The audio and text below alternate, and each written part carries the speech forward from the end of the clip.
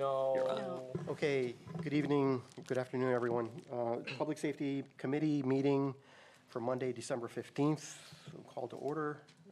First, public comment. Anybody have any public comment that they want to address to public safety? None. Do we have any, Daniel? Nope. Okay. Department updates, fire. Fire, I'm sorry, let me get my password going here. Fire chief is not feeling well. He probably brought it into the building. Okay, so that we have their report. Yeah, okay, you have their report. You can see the stats. There's some supplemental information that I think might be of interest I can update you on. Yeah. Quick report on the Mission CIT training ground.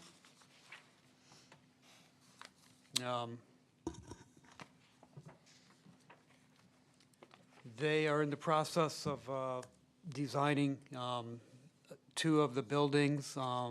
In the passage of time, as you know, prices have increased, so they're rebidding their prices to get the cost down a little lower. They're looking at a one-story and a three-story Class A building, and the drawings, I guess they've been sent out for competitive bidding by Mission CIT. And they're hoping for a ribbon cutting on April 26th, but we'll see if that happens that soon. Another note was the grant activity. Mission CIT will be applying, possibly applying, with our permission, for a assistance to firefighters grant to replace 144 self-contained breathing apparatus bottles. They're currently 10 years old with a service life of 15 years, so the grant would be quite beneficial. The SAFER grants do have a cost match. I believe it's 20%. And if that's the case, then it will come here first to determine if we want to, or if we can't front a 20% cost match. The fire department will also be looking through the New England Fire Chiefs Association, again, for personal protection equipment. Turnout gear for that particular grant. That's another federal grant, but it went to the New England Fire Chiefs Association, which then they distribute grant funds to municipalities. Was Mission applying for that grant? Mission is applying. They're just doing that yeah, breathing firefighter. apparatus? Yeah. So the second grant is the fire The department? second grant is on behalf of the Fire Chiefs Association. Okay.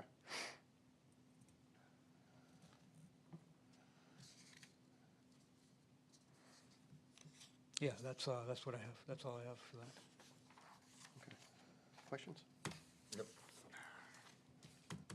I got some, town manager, with that designing drawings for Mission, was that any expense to our town? No, as That's all. you know, in the contract, there will be no cost for us for that.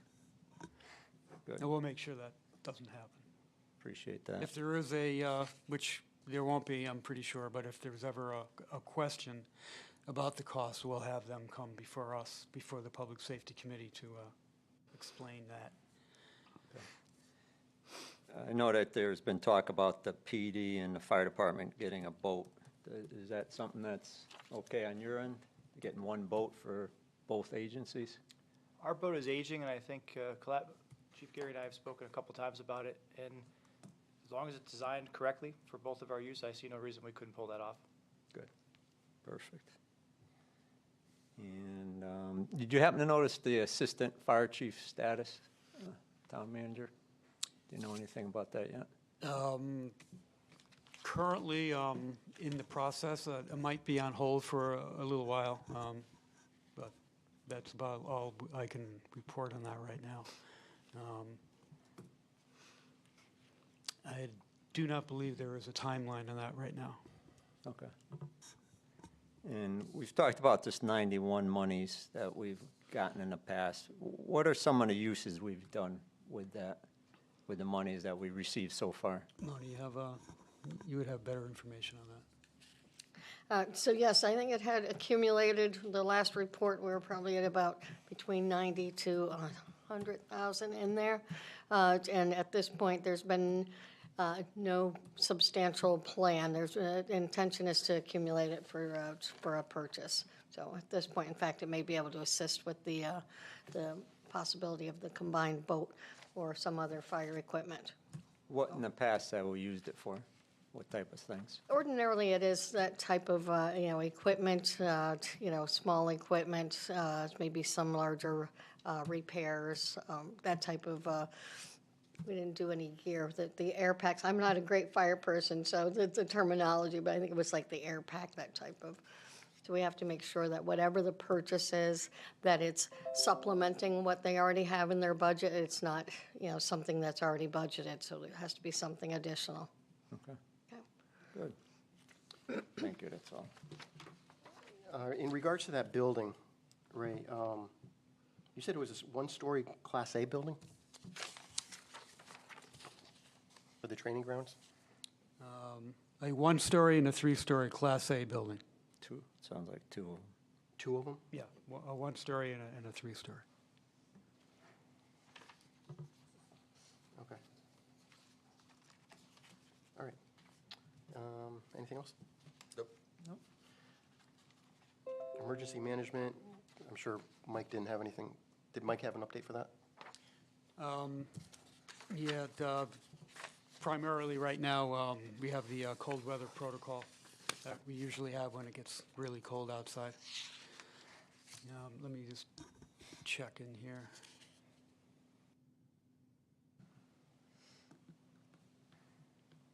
Laptop's a little slow.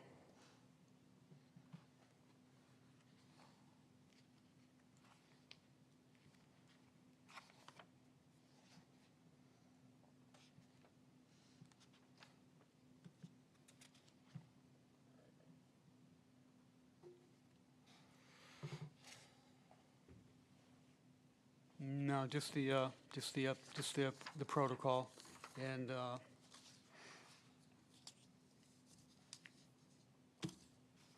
typical preparation that will be upcoming for every storm we have.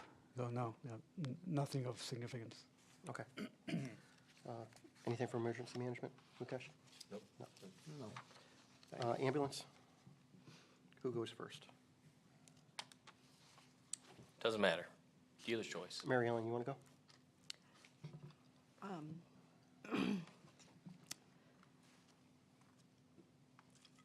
We had 139 responses in November.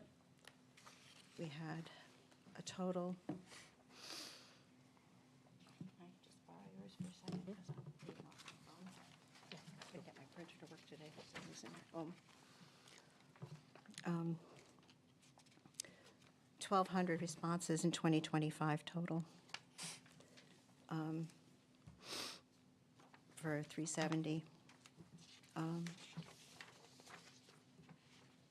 371 had 4 responses in November, 51 responses in December, or total in 2025. 371, our EMS one responded 7 times in November, 28 times total. No, what, just for the public edification, what's EMS 1? That's me, Okay. What type of things would you respond to? to more critical scenes I go to. Okay. Operational situations.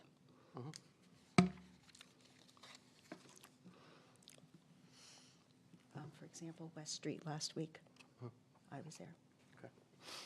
Along with 2 car accidents in that same day. So,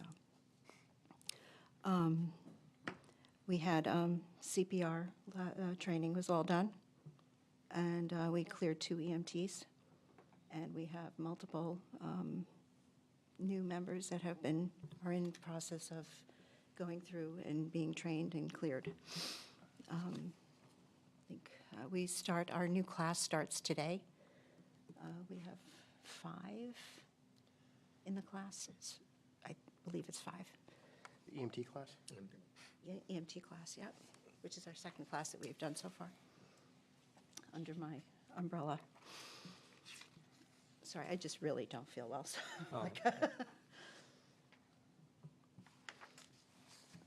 Questions? Mary Ellen, for what I want to start changing this a little bit. Sure. Is year over year. So when you have 139 RHVA unit responses, can you have a column there that says November, or for next month, it'll be December 2025, and then the next column would be December 2024. And it just has to be the total. It doesn't have to be per unit. And then for members, how many active riding members do you have as part of the RHVAA? The RHVAA, 20-something members. Off the top of my head, I can't remember. That are readily available to ride? To ride? Yeah. Cleared? Yeah. I don't know. I have to look. I have associate members also. Yeah, I just want to have a figure for active riding members. And then how often is Northeast used during the week? Northeast is used daily.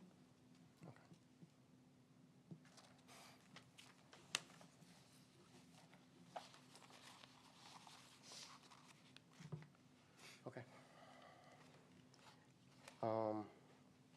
Dave? Sure.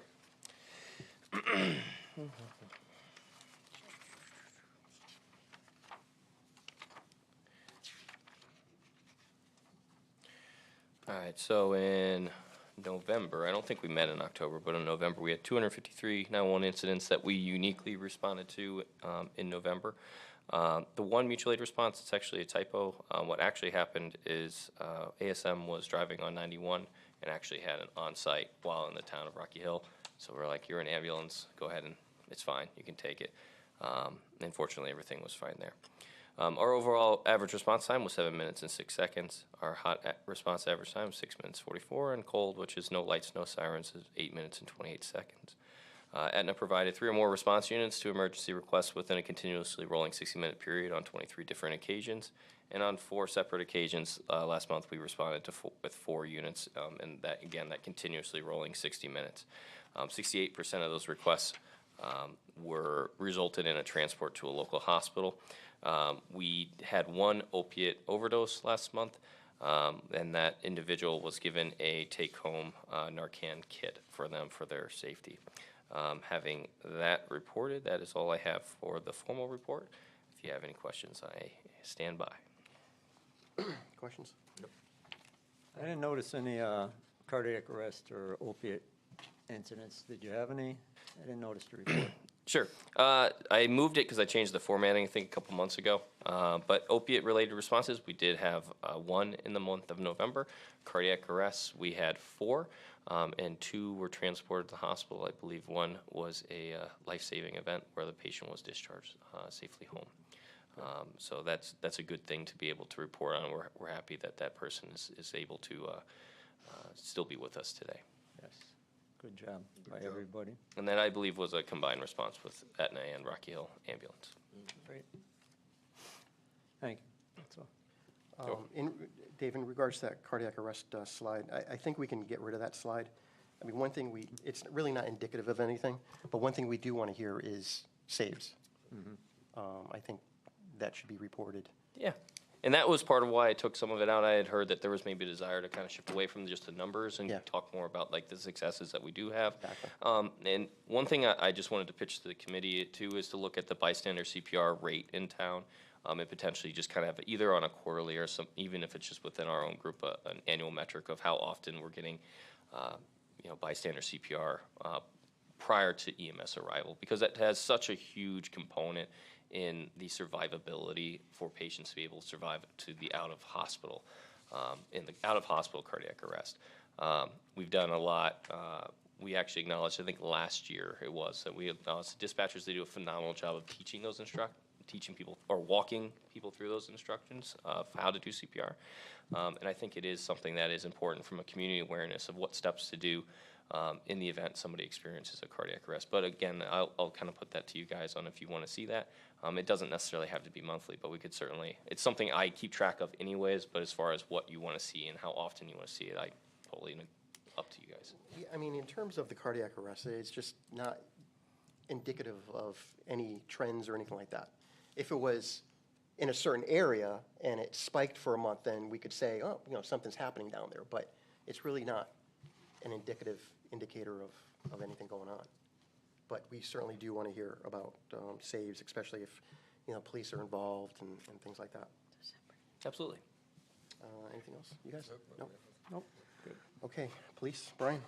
Good evening, just welcome to our guests. We don't usually have anyone in the room very daily, but thank you for coming tonight.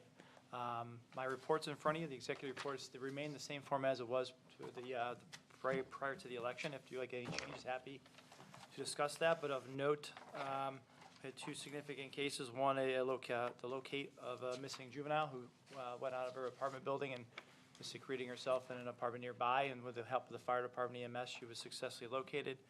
And also, we had a very nice arrest with some proactive police work on our midnight shift that led into a short pursuit into Hartford and the apprehension of the suspect and the seizure of some drugs and some suspected fentanyl, keeping them off of our streets. So a great job by that shift and that officer. And I stand ready and just to point out the fact that we had a very successful turkey drive. Over 150 turkeys. We were collecting them at Mosier School as well as the middle school, and really had a very big support from the community, and thank them for the number of turkeys we had. We were able to drop them off at the food bank, and I think we overwhelmed them actually with our delivery. But thank you to those who participated and helped us out to support that program. And I'll stand ready for any questions on the report.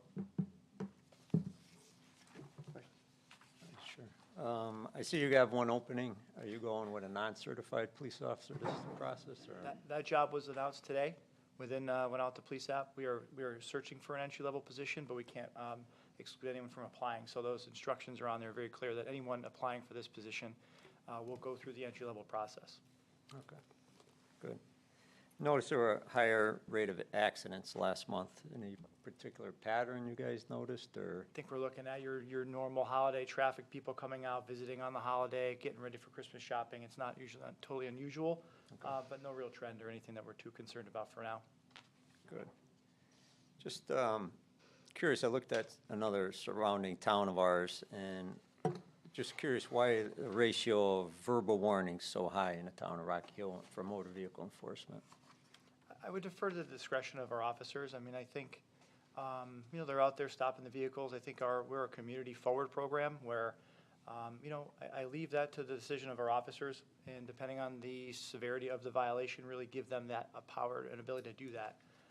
It's, as you know, with your experience, it's a sensitive topic to demand or force them into a quota or writing infractions. But I think the contact, the initial proactive contact for the safety issue, the speed issue, the stop sign or equipment violation is important.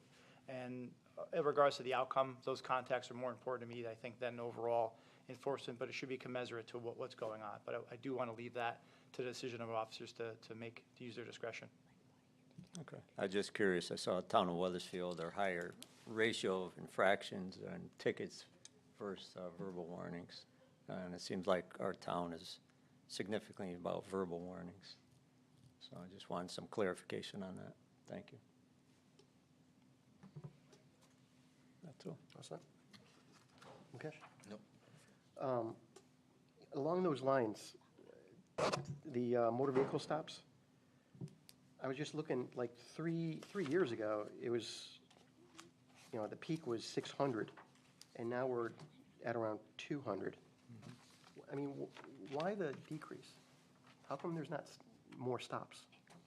Well, I mean, I without looking at the data having in front of me, it's hard to make that respond to you. I mean, I can tell you what I've seen since my tenure here for the last 2.5 years has been relatively consistent. We've seen, our programs with what you can see on the last page or second last page of the report is our traffic posts that we are stationed on. I mean, we are targeting specific areas where we're getting complaints from the community and trying to be proactive in that way. I don't know that I have an answer for you other than to say maybe the times have changed somewhat in how we're approaching the job, and it's not just going out, stopping, pulling over cars and writing a ticket book. I don't want to compare ourselves to Weathersfield or what we did 5 years ago. I can tell you what we've done recently, and they're out there, they're making proactive stops. In fact, what you'll see in a report that's coming out soon, probably this year sometime, is that we are on a higher end of proactive stops for equipment violations as far as a purpose for the reasons we are stopping cars. So if that's, I think I'll leave my response at that. I wasn't sure, and the only reason I'm asking is I wasn't sure if it continues along those lines of the cultural thing, since changes have occurred since 5 years ago. Sure. People may still be reluctant to make stops. And that's not just us, that's not just surrounding towns, it's also the state, things like that. So I wasn't sure if it's more like a general cultural thing that needs to be, if anyone's addressing that. I think if you go back, and there's been a lot of articles on certainly from 2020 on, with some of the influences or the social influences that have, COVID was a big driver too. COVID drove the traffic stops down. We were telling them certainly not to stop cars or limit your contacts for health reasons. And some of that has stuck around. And where we are seeing, we're seeing nationwide is that the number of stops and contacts are going up. Internally, they've remained fairly consistent since COVID.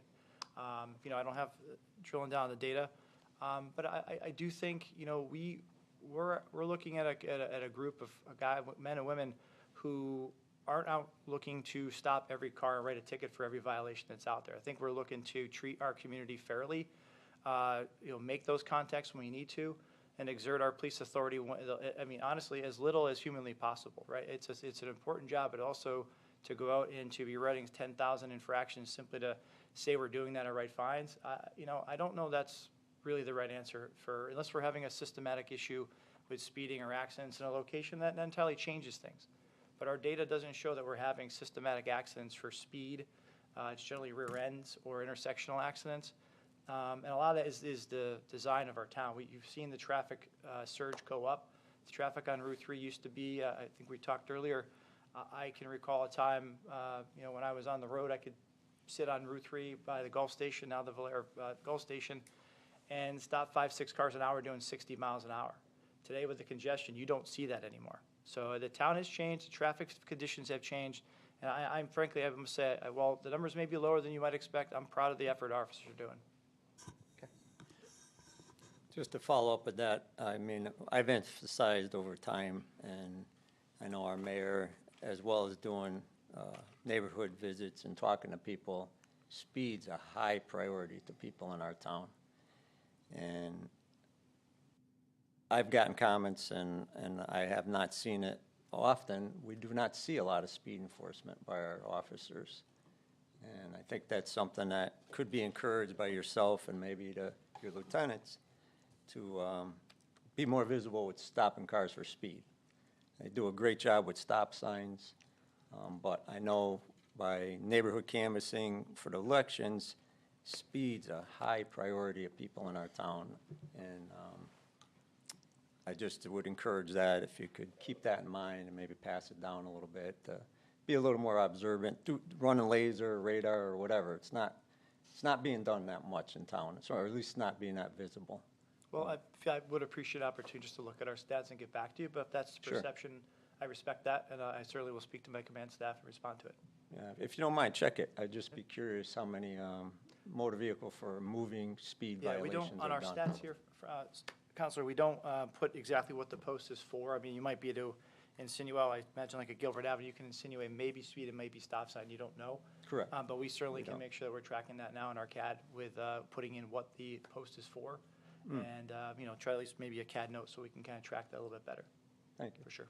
Appreciate it. And thanks, Fran. That actually reminds me, I was going to ask you, do you remember the traffic task force?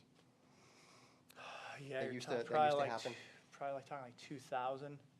That's probably when it stopped. Yeah, yeah, I do. Yes, the answer, it's Because been about that long. Because I had asked your predecessor a couple of years ago about reinstituting something like that. It's not only the traffic enforcement, it's also image. So when people see 4 or 5 cruisers staged for half an hour doing enforcement on like Silas or Cromwell Avenue, Yeah. they see Rocky Hill is truly serious about enforcement. And I think it's good, I think it would be really good for the image. And, I mean, I recall when we were doing that before, people talked about it, and it was very advantageous. And it made the department look good. So, Understood. I mean, it's something to Yeah. think about. We have access, so I think what you're referring to is back about probably 2000, 2002. We had the MSARS, the Mid-State Action and Reconstruction Team was under a different command at that time. And they, on days that they had training days, they would put the team out in mass in different locations. This was internal. This was taking right. 2 or 3 district cars along with the Gotcha. supervisor. Okay. And the supervisor would run radar. Gotcha. And just start tagging the cars, and the cruisers would go after them. Got it.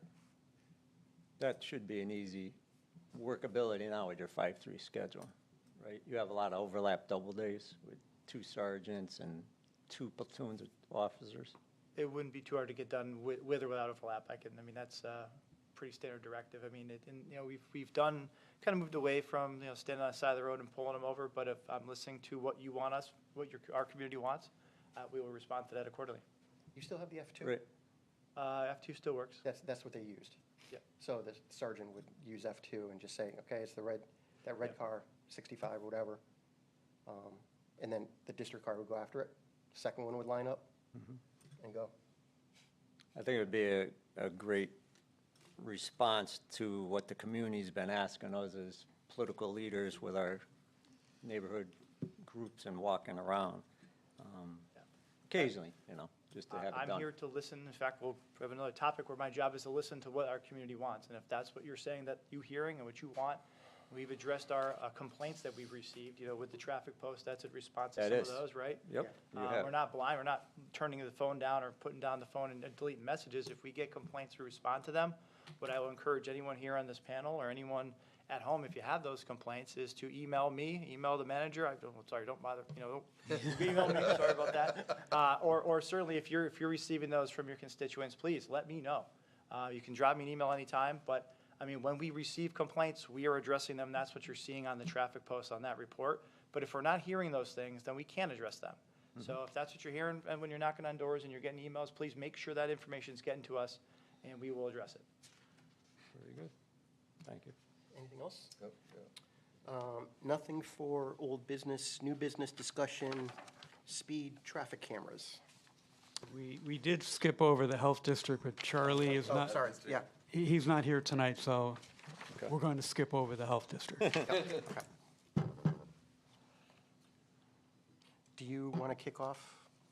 The new business discussion, speed traffic cameras, I believe Chief Klett is here to address that. There's an interest from the town council from the last meeting to forward the discussion of speed cameras to the Public Safety Committee and have the Public Safety Committee vet that program and then report back to the town council at some point in the future. So, Yeah, I can say a few Chief. words. So as you know or may know, the Public Act passed back in 2023 allowing for automated traffic safety devices to be utilized in town, to include both red light and speed cameras. I had heard anecdotally that they're possible for sound or loud exhaust. I've not done my research there, so please don't hold me to that. However, part of that process is a public open discussion about the program and ultimately which would lead to an adoption of a town ordinance, which allows us and empowers the town to run such a program. I've spoken to a few vendors very superficially, and that's intentionally. I did not want to get too deep into a relationship with any one vendor before I knew what the appetite and the temperature was for this committee and the town. So what I will tell you is that based on the manager and I spoke back in the fall. He authorized me to perform a traffic study with a vendor at no cost to the town and kind of analyze and evaluate what the advantage to the town or what the program would look like for us. And in your packet, you will note, if you have it in front of you, it's a clear piece of paper, a Town of Rock Hill logo on the left, and a little Excel spreadsheet with about 5 locations listed. Those are the 5 locations that we studied. It doesn't mean that's where we're focused, but this is just kind of to get the ball rolling. But you'll notice the number of violations there. That is any vehicle going 10 miles over the speed limit in either direction of those locations in a 48-hour period. And what you can see in particular is the Main Street and Garden Street area was a very high driver for violations in that Kelson Row area, as second only to Parsonage Street and Celestine. And, paying attention to what you do here, even though I may not be at meetings, I do watch them, I do communicate with the manager, particularly about the goal to give the Celestine Highway the safest corridor in town. And forgive me for Safe Streets, right, sir? I just remember the name of the program. And so, it really stood out to me that along the line with that Safe Streets program, we can make safe streets in that corridor on the Celestine Highway, and particularly Main Street near the Kelson Road establishment. And in line with the vision and goal of the town, a program like this can help only make it safer. And what the vendor has reported to me was that he historically sees a 90% reduction in violations in the areas where cameras are erected, and that's significant. And, if the town or this committee would like to explore that further, and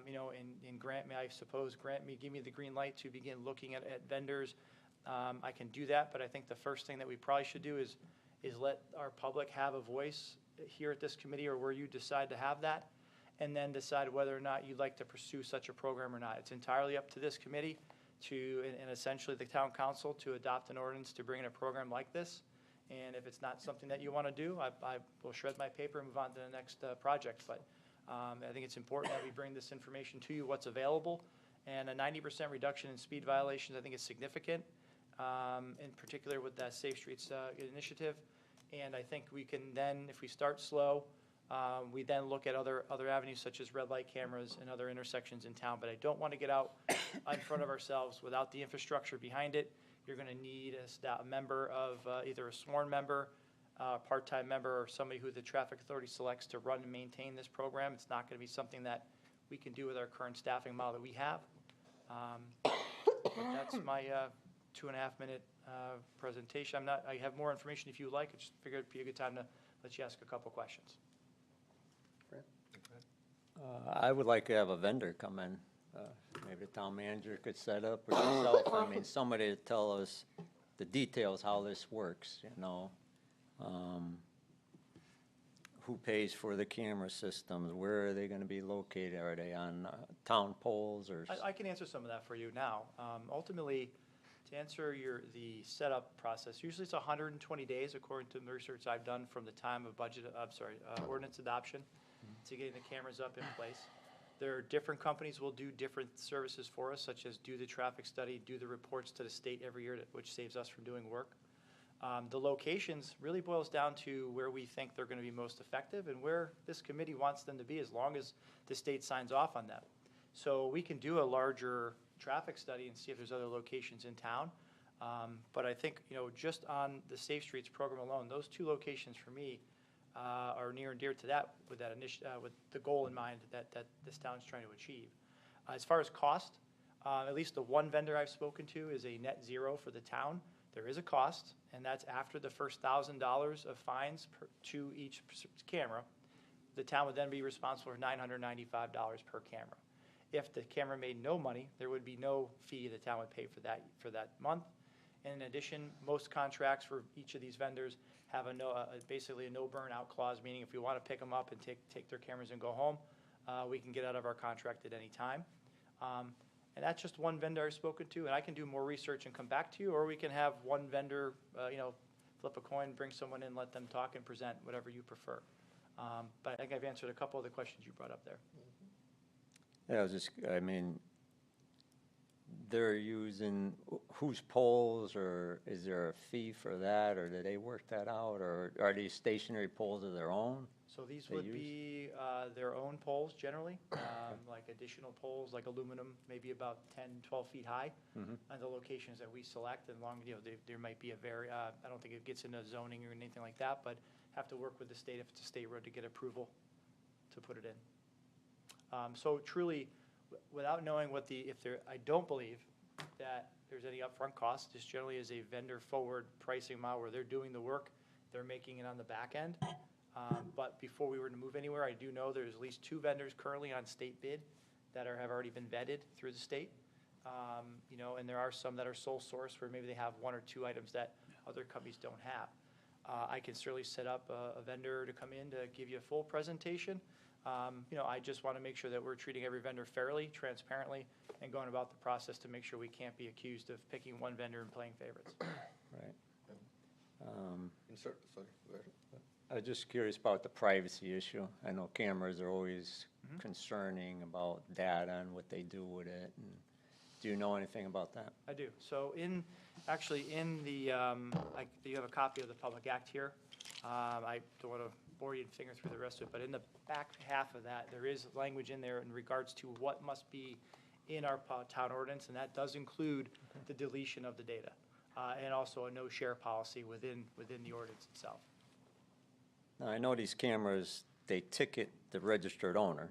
Has there been any legality because of that? The registered owner may not be the driver. Correct. There are some defenses to the ticket, such as your car was stolen during the period of time, you were moving for an emergency vehicle, or there's like 5 or 6 reasons within the Public Act that you could read as well. But as far as the way it's written right now, the owner of the vehicle is responsible for the violation. So it's like if I were to drive your car and park it in a town where we had a parking ordinance or a handicap spot, they're writing that to the owner of record. And then, really on your defense, you could attempt with the hearing officer to say, hey, my kid or my son or my next door neighbor, but that is not an affirmative defense as allowed for by the Public Act. It doesn't mean we can't put that in our ordinance. And I know, like you're saying, we have to have a hearing officer. I know Weathersfield's going through this now. Has there been, we're still new, but would we be talking maybe having a regional hearing officer between the 2 towns possibly? I don't see that being out of the realm of possibilities, but I think we all have to get up on our programs first. I certainly can collaborate with Chief Medina. Newington Police Department actually on January 3rd is having their public hearing. Okay. And a company named SiteStream is coming in to speak to them. I plan on attending that night just to take some notes and get some intelligence. So I don't think it's impossible, but I do think, based on what each town may have a different opinion, they may be looking for using internal. I just know with what I expect to be the amount of work here, I don't think it's something we can maintain with current staff. And I think we can fund it out of this program, out of the collection of fines, in my opinion. Fund what? Fund the position you're talking about. There's going to be a revenue stream as a result of this program, and I think we can self-support that as a net to the town. I'm about done, but I would highly encourage having a vendor come in and we could ask more details maybe, or they could give a presentation of what they do for us. I'll arrange for that. Okay, we can do thanks. Thank you. Instead of one, can I have a couple of more I think you bring at both. the same time? Oh, the vendors? Yeah, vendors. Instead of one coming in, Yeah. can we have a couple of them, so we can compare, We'll bring in both state vendors, There you go. the ones you mentioned. Good. Yeah, I'm not sure how many, to be honest, I'm not sure how many are on state contracts, Yeah. but we can look at that, and then we'll make, if it means bringing one in 1 week and one in another, I don't think another month is going to change a lot for us and get you the most information. I suspect they're all going to be relatively the same, maybe a couple different sides of their fees and what have you, how they work on the back end, but I can't imagine it's too much different, but we won't know unless we really vet them out. Done? Ray? Just- Can you also gather the vendors from the towns that are using this or in place already? Sure. I'm familiar with 3 of them. I'm not, Middletown, Newington, Weathersfield are the 3 that I've kind of been keeping an eye on and looking at their programs. And I have all their vendor information already. Okay. I was actually talking to a couple of retired officers in town, and they brought up a couple of really good questions. Is it possible, so if I drive and I get tagged, does the ticket hit my insurance company too?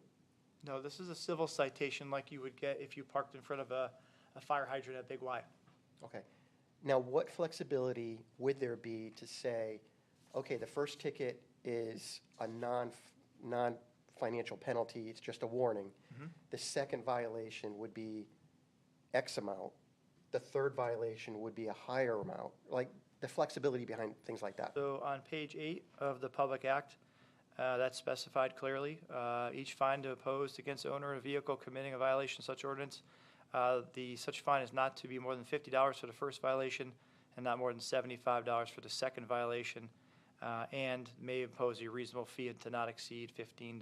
So your 100th ticket would be $75 plus any service fee that the town decide to add on to into that citation. So the very first violation could be just a warning, if we chose to. Well, according to, again, I think we have a lot more leeway to make our own ordinance as we see fit. But as it stands in the Public Act, the first 30 days of these cameras has to be a warning only.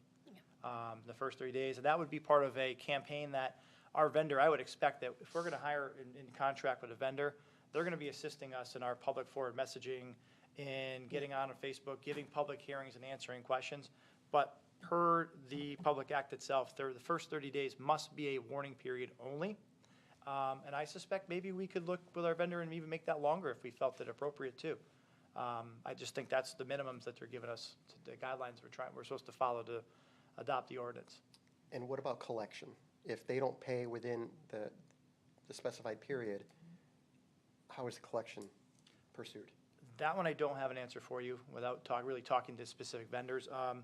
What I can tell you is that after a 90% reduction, the one vendor I did speak to, in those locations, a 90% reduction in speed violations they predict, and what they see is a 60% collection rate after that reduction. So where the 40 go, I guess we'd have to talk to them and find out. That might be something we contract out with the town contracts out, or it might be just an exorbitant loss that we take. I don't know the answer off the top without talking to the vendors more deeply. Do you know if, for the ordinance, if that is an ordinance just for a particular purpose, like speeding, or would that be an ordinance to cover whatever we want in the ordinance, like speeding, stoplight? So generally, we would follow whatever the Public Act is allowing us to do. It doesn't mean we have to, right? So you wouldn't have to go back and write a second ordinance. But if you take a look at the two examples I provided from Weathersfield, Middletown, that's in fact what they did. They wrote it out to what this Public Act is allowing and affording us to be able to do. And I don't believe at this point they're even doing red lights. What Middletown, as an example, is purely just doing speed in 2 locations. Okay. Would you have interest in red lights? I would. I don't want to get out ahead of ourselves and manage because I want to make sure we can manage the 2-3 cameras we put in first and really evaluate that, because now if we're adding another location, but to answer your question, you've been here a long time, how many accidents do we see that are angular West Street at 91, right? So yeah, that would be an area I'd really like to study and focus on. We have the sun glare problem both morning and afternoons at different times of year, and certainly it's a pretty highly traveled area that in my time and tenure here, we have been to several crashes there that are someone making a bad turn or someone traveling too quick. So that area would be my first location to study after we kind of get settled and established. Okay. So for next steps, it would be vendor for next month?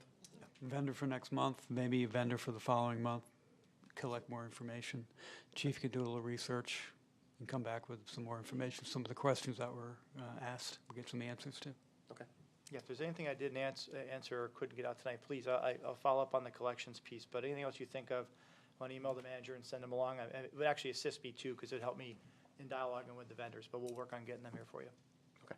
I just think this, another note, the speed study was very valuable, I think, for your own police department. We're seeing a high amount of violations over 10 miles an hour. That's significant.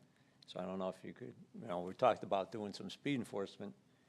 Direct your lieutenant to focus on these areas right here. We're seeing that there's high rate of speeding, just to keep a positive on the data that you gathered for us already. So, thank you. Okay, if there's nothing else, Ray, the approval of meeting dates next month? Are we okay with continuing the 5:30? Sure. Okay. Town manager, I just got a text from somebody saying that there's no audio for the public watching the video. The whole meeting? Yeah. But I just got the text now. I didn't get anything. Yeah, why don't you discuss the schedule, or you can make a motion to approve, but let me go back here. Yeah, 5:30 is fine. Okay. Go to motion. Yeah, go ahead, make a motion. Okay. I'll make a motion that we accept the 2026 meeting dates, be on a Tuesday, 5:30 PM, as noted in the recommendations from the town manager. Second. All in favor? Aye. Other business, nothing. One thing before we adjourn, I just want to say one thing that, for public safety, this goes back to the Joe Kohanek days of kind of informality and things like that. So if, it's not, I don't want this to be as rigid as a council meeting. So if you guys want to be, informal, if somebody in the audience wants to speak, I think, we'll certainly accept that. Okay. Motion to Motion adjourn. to adjourn. I'll second that. All in favor? Aye. Okay, thank you. Thank you.